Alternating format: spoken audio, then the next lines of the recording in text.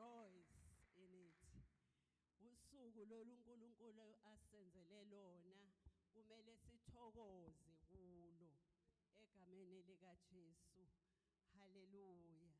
Ngicela nje ukuthi before sifunde izwi siyambonga nje uNkulunkulu ukuthi unikhethile namhlanje ukuthi makube yinina enize endlini kaJehova. Kungumusa. Hallelujah.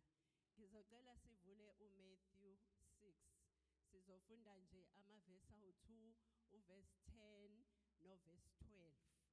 Matthew 6 verse 10 and 12. Amen.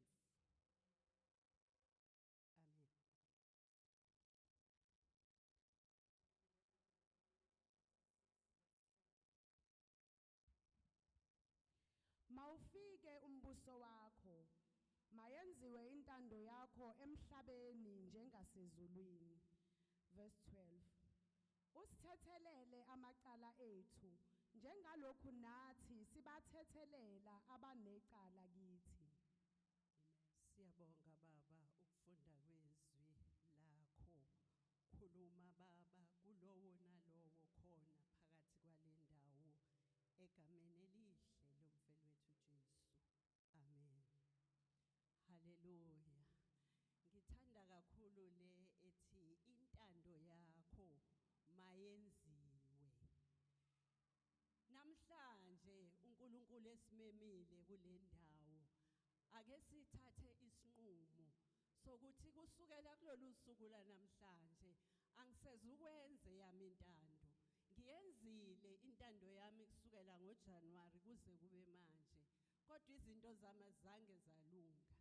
Ingoba bengingenzi intando kaNkulunkulu. Intando kaNkulunkulu ivuleke kakhulu bazalwane. uNkulunkulu ufuna senze lenkonzo yomnikelo. And siyaye sicabayele thina ngeenqondo zethu ukuthi hayi ngifuna ukwenza kanje. Hayi namhlanje ngeke nginikele. Intando yakho leyo. Kodwa kaNkulunkulu intando siyithola la ezwini. Athi uNkulunkulu yena uqobo lwakhe wathatha indodana yakhe wanikela ngayo kuyiyona kuphela. Amen.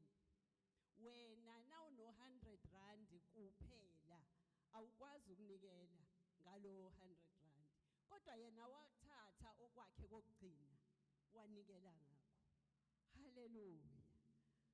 Simcela uNkulunkulu ukuthi athulise intando zethu. Kuphakame kaNkulunkulu intando manje. Hallelujah. Abantu nangabe kuphela unyaka kuyaye kukhulunywe ngama New Year's resolution. Athi umuntu kulonyaka ngifuna ukuhamba kanje. Kulonyaka ke ake sithathe le resolution ukuthi baba ngizokwenza eyakho intando.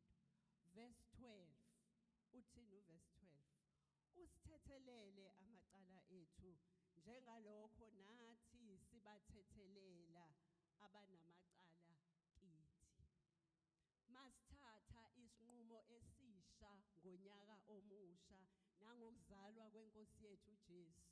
Ake ubaxolele abakonileyo. Amen.